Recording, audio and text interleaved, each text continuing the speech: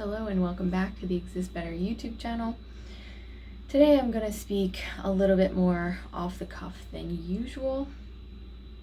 I'm in a position where I have so many things to say that I don't even know how to get them out of my mouth. If you're not in America, this may not really hit home as hard for you, or you might just be kind of elsewhere mentally. But feel free to listen anyway, regardless of where you are. This may or may not apply to you. Okay, I want to talk about basically just some kind of random personal stuff, and then I'm gonna tie it back around to why this matters right now. So, I started this platform technically, might even be like 5, 6, 7 years ago now. It wasn't called Exist Better. It was a totally different thing. It was basically just a WordPress blog where I had about 5 to 10 followers who occasionally would read my posts. And the blog was called The Absurdist Chronicles, and it was based off of the work of Albert Camus, who is a French philosopher. You may or may not have heard of him, but essentially he is kind of often categorized as an existentialist kind of guy. He talks about meaning, like why we're alive, why bother is kind of where his work has been focused. So I found his work in college, and I needed it really bad then. And it was just the kind of thing I needed to just start to ask some questions about, what am I doing? And he has some really good answers for that. But point being, so I started this blog. I wasn't updating it regularly. I didn't know how to run a blog. Like I said, I had no followers really. But I would just go on there every once in a while when I needed to just get something out. So it was really kind of just a place for me to complain and vent about things that I was seeing that I wasn't okay with. I felt like I was watching, I was seeing ways in which society was degrading. Not that it had ever been better, but I was just seeing how it was currently degraded. Things that were happening that I just didn't think, like I couldn't reconcile them. I couldn't be okay with them. So I was just kind of throwing them on this blog. I don't know why this is coming to mind so strongly right now, but I'll just share it. One of the things I talked about back then, all those years ago when I first started writing off and on, is I wrote this article about when I was in college. I encountered this dog. He was on this rope. So he was just sort of tied to this like weird kind of rope leash thing, and he was just like tied to a fence post. And he was clearly underweight. Nobody was around. I was on my way to class. I was a college student at that time in a very poor, very crime-ridden neighborhood. And so it was just like on my footpath on the way there. And, I had a car at the time, and I wasn't very engaged in my schoolwork. I was very miserable, and I didn't like being there. So I decided, well, this dog clearly needs help, and even though this is a very popular street, I don't see anyone doing anything. So I got back in my car and I drove to the little, I think it was a CVS, and I just bought whatever dog food they had, and I just brought it out and fed it to him. And then eventually another woman came along who seemed like she might be like a professor or a teacher at the school, and said that she was going to take the dog somewhere, like a shelter or somewhere. I got back in my car, and I probably didn't go to class, probably skipped it, and I just kind of bawled my eyes out. I just thought, this society is such shit. it's really such shit. Eventually, months went by, a few years went by, and I didn't really keep up with the blog. I did, and then I didn't. It was a very off and on thing. But the whole while I was actually gaining followers, like subscribers. So I figured, well, instead I should maybe shift the focus from me complaining about things that I hate in society to how you, the readers or the viewers or whatever, could take what's wrong and learn from it and make use of it in your own personal life. So I took that and I thought, well, that's actually me doing something. That's not me crying and being powerless and talking about how everyone else is the bad guy. That's me getting up and saying, what can I make of all of this garbage shit that I'm seeing? And there was a lot of it. At that time, like I said, I was living in a neighborhood. Everybody was addicted to drugs, violence. There were shootings constantly. And it was really that dog that just made me see this total neglect of life, total neglect of the innocence. And what struck me the most was that this street, had people walking down it. I wasn't probably not the first person to walk down that street and see the dog. And it got me thinking about this groupthink issue, this everyone thinking the same thing, everyone acting the same way. There are social norms, we must conform to them. If we don't conform to them, we're either berated or our nervous system is so triggered by fear that we can't even do what we want to do. So it sent me off on this quest to learn about the bystander effect, which is, the more people you have in an area, the less likely any individual is to do the right thing because they assume someone else is going to do it. So it's a relinquishing of personal responsibility.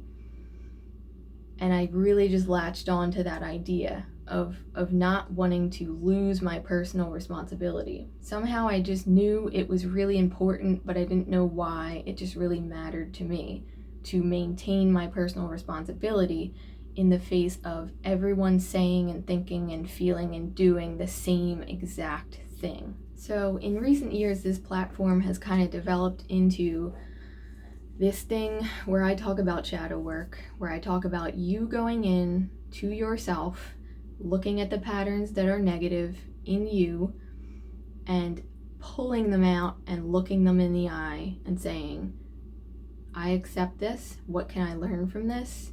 And then eventually, when the time comes, when it's appropriate, then we evolve that thing. So we evolve these patterns into something that functions higher, something that is not functioning in the dark, in pain. That's shadow work. And then the other part of this platform is the deconditioning, the societal deconditioning, the mental deprogramming. And the reason I'm bringing this up, why am I explaining all this, is because both of these components are so timely. Like if you would have told me years ago everything that is happening right now in the world, I wouldn't have even been able to make an ounce of sense out of it. But thankfully I was able to find these tools, these resources, these other teachers who I started implementing, the things that they taught. And today I can see this path of, everybody who gave up their individual personality, their individual values, their individual belief in themselves to intuitively figure out life for themselves. People are giving that up. Like people are literally just throwing it into the wind.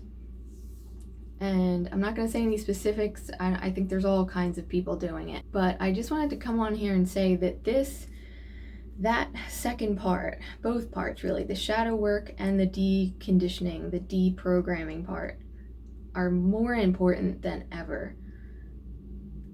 The deprogramming is something that is becoming so difficult, and what I've been noticing is the people who I've followed, and I've seen them, grow a following, I've seen them thrive, I've seen them like really grow as individuals and improve their lives and help thousands of people around them. What I've noticed about those people right now is they're all being called out by various, random people as terrible people. I don't agree. I think there's some things going on right now in the world of groupthink, and I think it's the kind of stuff I've been observing all along, and it's just blossoming and blossoming, and people are moving further away from themselves and closer to their ideologies, and so they're losing themselves. This is something that Carl Jung actually warned about in the mental health field. He warned about this. He said this is already happening. He said people were getting really attached to their politics, to their church, to whatever. For him, he specifically said church and religion and politics. And it's basically the same thing today, we're not looking at individual people anymore. Everything is about what faction you're joining and who your enemy is and who you're at war at. How are you participating in the war? And if you're confused about what to be doing right now, and if you're being told what you have to be doing right now, be very, very, very, very skeptical of anybody who's telling you what you have to be doing right now. Because as far as I'm aware, like I said, I'm seeing extreme toxicity from so many different people. I've literally seen, people post things like, let's all be peaceful and share the love. Like people just posting about moving into a space of love. And then I've clicked into the comments and watched them get completely decimated, like their character just completely destroyed by people. Not actually destroyed, because what people say about you doesn't affect you. It doesn't determine who you are at all. But yeah, I just want you to be aware of the fact that societal conditioning is at an all-time high, and it is getting harder and harder and harder to discern. And I can tell you, as someone who almost fell prey to a lot of conditioning, I have come out of so many layers of brainwashing just basically because I was lucky and happened to have an interest in this type of stuff. That's really all it is. I was just interested in psychology. I was interested in shadow work and integration. And as soon as I started practicing it and trying it and, learning like real basic meditation and real basic intuition development, these layers just started coming off and coming off and coming off. And now, seeing things, and I talked about this in the news video, seeing things on the news, seeing people's posts on the internet, you cannot discern what the truth is until you start doing this work on yourself. You will get fooled by every single false flag. If someone tells you jump, you'll jump. If someone tells you get angry, you get angry. If someone tells you get sad, you'll get sad. You are literally at the mercy of anyone's emotional manipulation strategy for whatever they want you to do. Who knows what they want you to do? Who knows even who they are or why they're posting what they're posting, or where all of this information is coming from. So I want to make that clear. You cannot develop discernment only from the logical mind. You have to develop, you can develop that, that's great, that's very useful. But you need to develop emotional and intuitive discernment if you want to have a good life in this society that we live in right now. Especially if you're in America, obviously, you've seen, the insanity over, violence and political discord and even coronavirus. If something doesn't feel good to you, if something doesn't feel right to you, if it feels off when you're reading it, watching it, looking at it, there's two things. One, it's triggering you. You have to go in and see what that is. That's shadow work, right? That's the first part of this platform, Exist Better, that I run. Shadow work is the first part. If you're being triggered, that's one reason you feel uncomfortable. That's you go in, see what that is, what do you need, etc. I have a book on that. Two, if that's not it, if you're not triggered and you're not feeling super reactive and super defensive and super angry, then maybe you're not triggered. There's something else going on. Could it be this second thing? Mental programming. Do you need to refine your deconditioning skills so that you can step out of the narratives that you're being told about what is true, what is reality? As we know about statistics, you can take little subsets of statistics that support any narrative you want. This is why just having logical reasoning is not enough. This is why people who are very logically and intellectually capable end up having really shitty, miserable lives because they're not able to see what else there is. And with the what else there is called emotion and intuition, and that is what I'm here to uplift out of the rubble of this society, is emotion and intuition development. If you don't have much experience with this, or maybe you don't have much success with it, and you're like, I don't understand what I'm supposed to be doing. Like, I've tried that. I've tried like meditating and all that stuff. It doesn't really get me anywhere. Try another way, I would say. If there's some practice that you've tried, or if there's something about shadow work that's making you feel like shit, stop that. Pick something else. Find the practices that get you to a better space. It doesn't matter what they are. Like I say this in the workbook, anything could be shadow work. It doesn't have to be a super traditional sit down and meditate thing, although that is a very easy, convenient way to do it. If you're feeling triggered all the time, that's an indicator. What you're seeing is a mirror. This is how PTSD works, right? I'm going to go into this in the School of Self courses, maybe like all of them in some way or another, but the nervous system is triggered. This is how this stuff works. You're seeing a mirror, you're seeing a reflection of pain that is in you. You got to go in there and see what that is if you ever want that pain to go away. You can't just say other people are bad and that they need to change.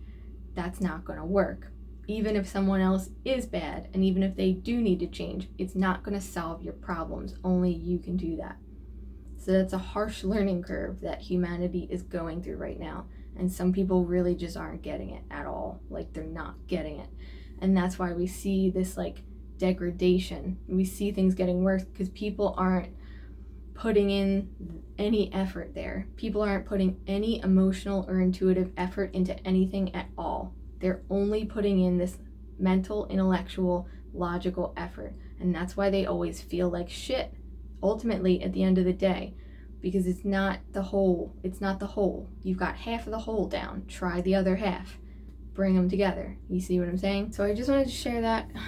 Hopefully that, helps somebody, maybe somewhere. Or just provides you a little bit of support If you feel like you're going crazy, like nobody is thinking or feeling like you, I would highly recommend particularly at this point in time, I'm going to link below my video on gaslighting. If you relate to gaslighting, this is a great time to start the healing process around gaslighting trauma. I've been doing it myself currently, right now, in these weeks.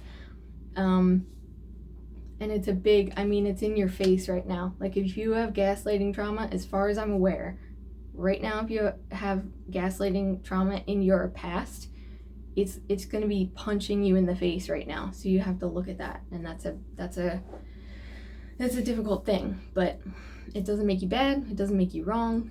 It's just your responsibility to look at so that you can feel better and move through that instead of always be fighting that. Okay, so that's what I wanted to say. I am working on the courses for the School of Self. If you haven't seen the preview for that, you can see that on here on YouTube. What else? Subscribe to the newsletter. I have the Shadow Workbook. And I think that's it. Okay. Stay safe. Take care of yourself every single day.